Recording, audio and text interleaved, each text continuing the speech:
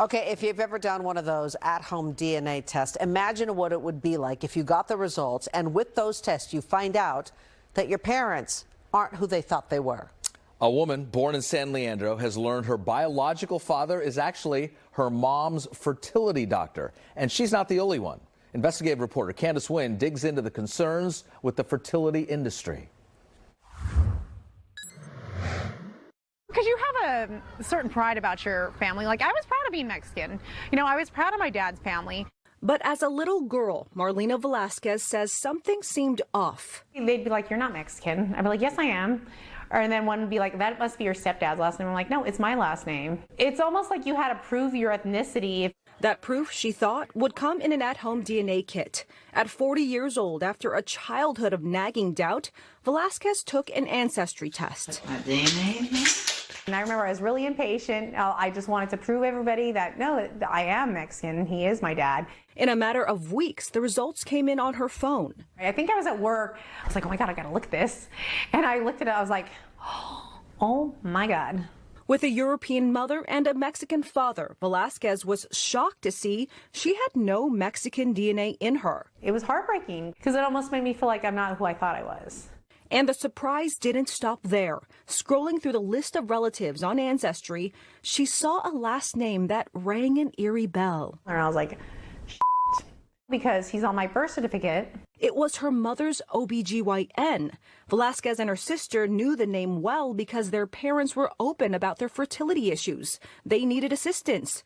But Velasquez never questioned the man who raised her was her biological father. So is your understanding that you are still your father's daughter? Yes. They used his sperm? Yes. What was going through your mind at that point? Crazy. I honestly thought it was a criminal thing because I was thinking, I was like, no. I said, it was supposed to be my dad's sperm. And because I wanted to know everything, I started messaging people. She reached out to people identified as close relatives through the Ancestry app. She found a half-brother in Washington who says his mother was also a patient of the same doctor at Vesper Memorial Hospital, the same hospital in San Leandro where she was born 40 years ago. Then there's her sister, the one she grew up with, both believing their dad was their dad. A DNA test confirmed they are full siblings, meaning not only did the fertility doctor use his own sperm on a patient at least 3 times, he did it at least twice with the same family. What the F? She kept freaking texting me saying your results are, and I'm like, dude, just be quiet. I haven't looked at them yet. Don't say anything. And I opened it and I looked at it and I just kind of like started crying. Velasquez's sister says she is too disturbed by this case to reveal her identity. There was a time their mother recommended the doctor be her OBGYN. He practiced, I think, up until like 6 years ago. He was in San Leandro. I remember when I got pregnant with my daughter, who's 22, and my mom was like, he's a wonderful doctor.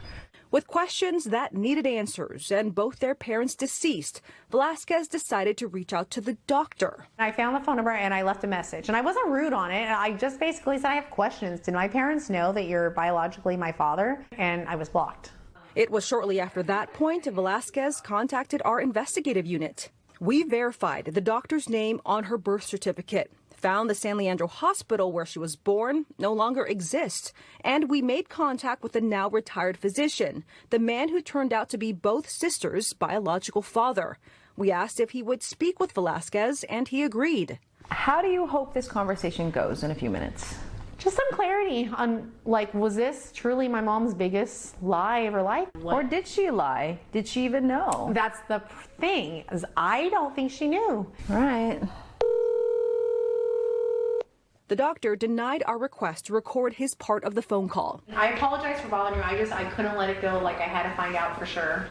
Over the phone, the doctor said her parents arranged for an anonymous donor. Back in the 70s and early 80s, they didn't normally freeze sperm, so they needed a live donor. But the day of her mother's procedure, the donor didn't show up. So he stepped in as a favor and used his own sperm.